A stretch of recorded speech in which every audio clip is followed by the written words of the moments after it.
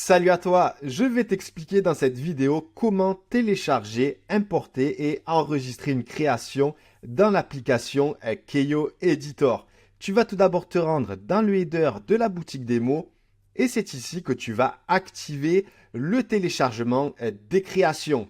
Un lien de téléchargement est donc apparu en bas de chaque création, comme tu peux le voir à ton écran, et tu n'as donc plus qu'à choisir celle que tu souhaites importer dans l'application Keio Editor. Je vais maintenant me rendre sur ce lien juste ici et télécharger donc la création que tu visualises à ton écran. Je vais maintenant glisser et déposer donc le fichier téléchargé dans le dossier prévu à cet effet et je t'invite dès maintenant à renommer celui-ci pour mieux t'y retrouver dès lors où tu commenceras à avoir beaucoup de créations. Donc je vais mettre Créa 1 par exemple. Et je vais maintenant me rendre dans l'application Keio Editor depuis le back-office de ma boutique en ligne Shopify. Je vais cliquer sur le bouton Import Création.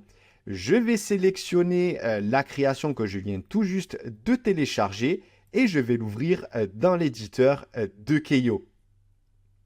Ce que je te recommande avant même d'attaquer les modifications, c'est tout d'abord d'enregistrer la création que tu viens tout juste d'importer parce que c'est une étape qu'on peut oublier et qui est essentielle pour afficher la création sur ta boutique Shopify. Pour ce faire, tu as juste à te rendre dans le panneau latéral de gauche de l'application et dans le troisième onglet Intégration. Donc tu vas commencer par modifier le titre de ta création. Ici, je vais mettre par exemple Créa 1.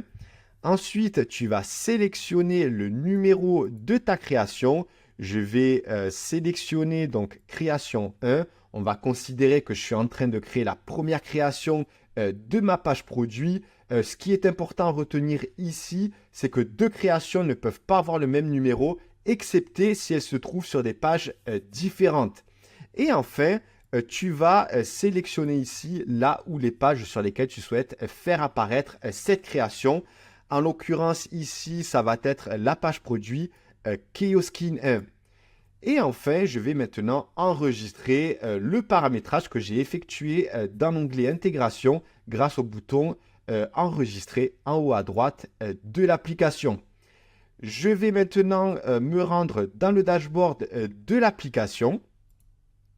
Et comme tu peux le visualiser à ton écran, tu retrouves bien la ligne de la création qu'on vient tout juste d'enregistrer. Elle est composée de son titre, de son numéro et on retrouve également donc le titre du produit où tu as intégré cette création.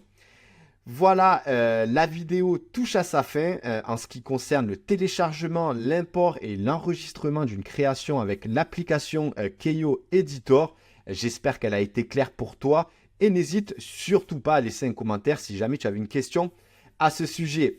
On se retrouve très vite pour une prochaine vidéo.